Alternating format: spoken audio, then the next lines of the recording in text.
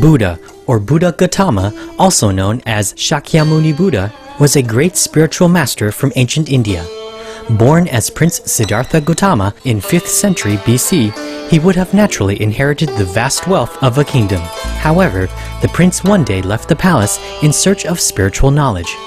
After years of contemplative seeking, the Buddha attained enlightenment under the Bodhi tree. He then shared the merits of his practice by providing a method for other sentient beings to be freed from the cycle of death and rebirth. The rich treasury of Buddha's spiritual teachings on universal truths are studied and revered to this day for their deep wisdom and compassion. Today, we would like to share with you the sage teachings of the Buddha, excerpts of Chapter 4 of the Sutra of the Lotus of the Wonderful Dharma, also known as the Lotus Sutra.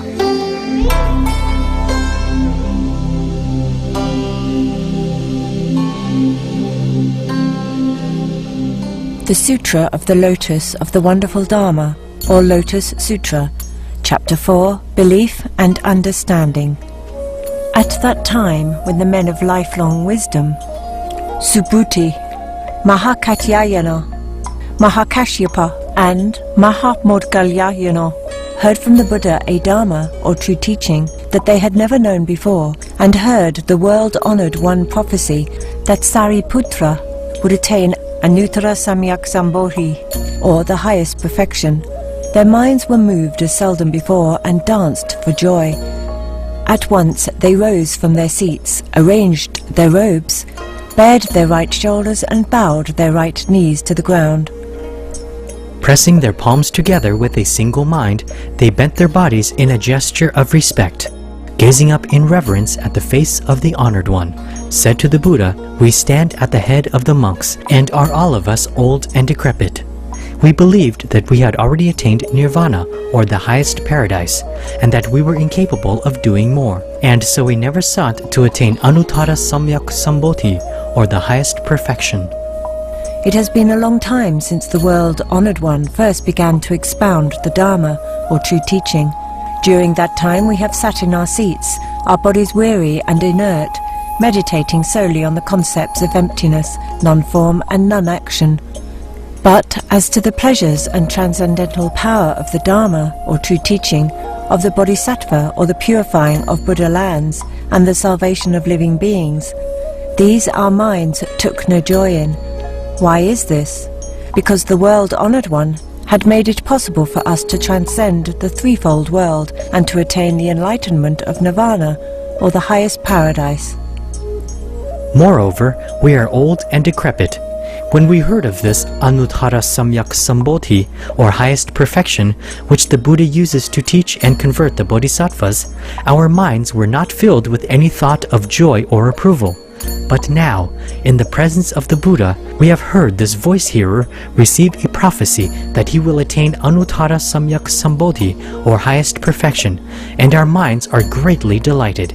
We have gained what we have never before. Suddenly, we have been able to hear a Dharma, or true teaching, that is rarely encountered, something we never expected up to now, and we look upon ourselves as profoundly fortunate. We have gained great goodness and benefit, an immensely rare jewel, something unsought that came of itself. World-honored one, we would be pleased now to employ a parable to make clear our meaning.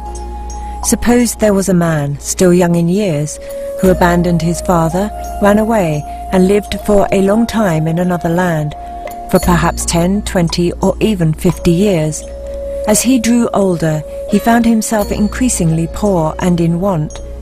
He hurried about in every direction, seeking clothing and food, wandering farther and farther afield, until by chance he turned his steps in the direction of his homeland. The father, meanwhile, had been searching for his son without success, and had taken up residence in a certain city. The father's household was very wealthy, with immeasurable riches and treasures. Gold, silver, lapis lazuli, coral, amber, and crystal beads all filled and overflowed from his storehouses. He had many grooms and manservants, clerks and attendants, and elephants, horses, carriages beyond number. He engaged in profitable ventures at home and in all the lands around, and also had dealings with many merchants and traveling vendors. At this time, the impoverished son wandered from village to village, passing through various lands and towns, till at last he came to the city where his father was residing. The father thought constantly of his son, but though he had been parted from him for over 50 years, he had never told anyone else about the matter. He merely pondered to himself, his heart filled with regret and longing. He thought to himself that he was old and decrepit. He had great wealth and possessions, gold, silver, and rare treasures that filled and overflowed from his storehouses. But he had no son, so that if one day he should die, the wealth and possessions would be scattered and lost, for there was no one to entrust them to. This was the reason he constantly thought so earnestly of his son. And he also had this thought: if I could find my son and entrust my wealth and possessions to him, then I could feel contented and easy in mind, and would have no more worries. World-honored one, at that time the impoverished son drifted from one kind of employment to another, until he came by chance to his father's house.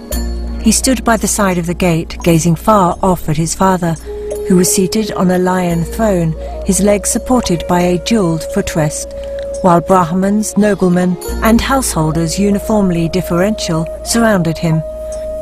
Festoons of gems worth thousands or tens of thousands adorned his body, and clerks, grooms, and menservants holding white fly whisks stood in attendance to left and right. A jewelled canopy covered him, with flowered banners hanging from it. Perfumed water had been sprinkled over the ground.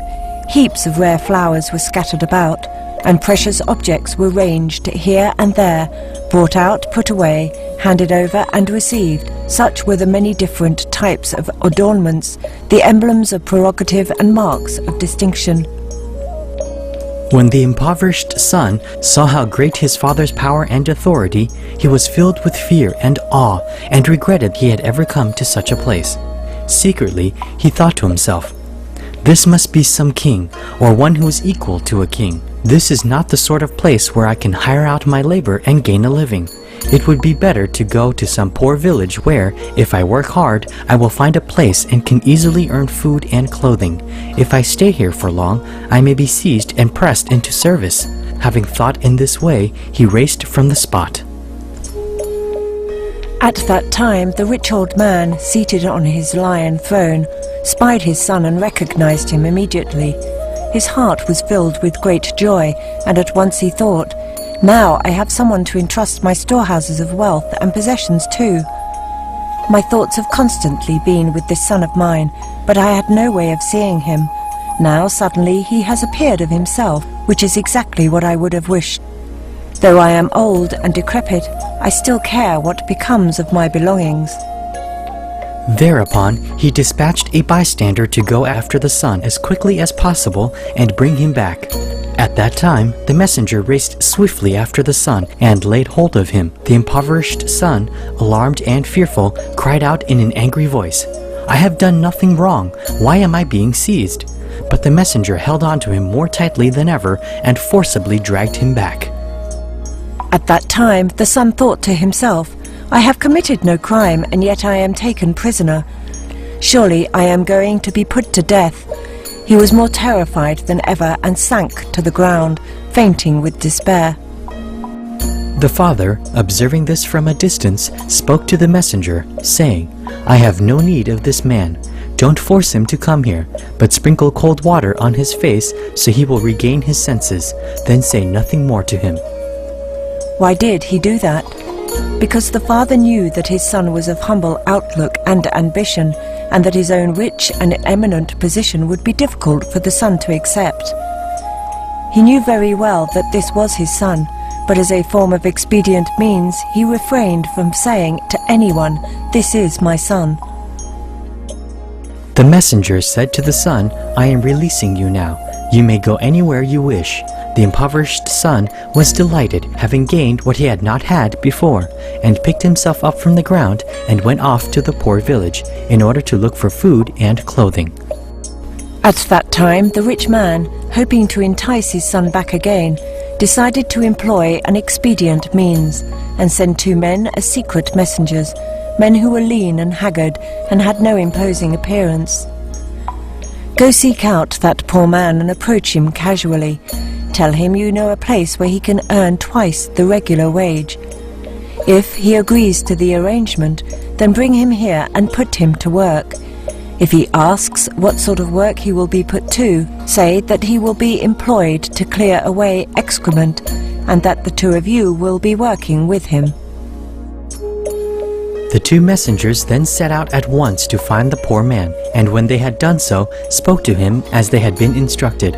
At the time, the impoverished son asked for an advance on his wages, and went with the men to help clear away excrement. When the father saw his son, he pitied and wondered at him. Another day, when he was gazing out the window, he saw his son in the distance, his body thin and haggard, filthy with excrement, dirt, sweat, and defilement. The father immediately took off his necklaces, his soft fine garments, and his other adornments, and put on clothes that were ragged and soiled. He smeared dirt on his body, took in his right hand a utensil for removing excrement, and assuming a gruff manner, spoke to the labourers, saying, "Keep at your work, you mustn't be lazy." By employing this expedient means, he was able to approach his son.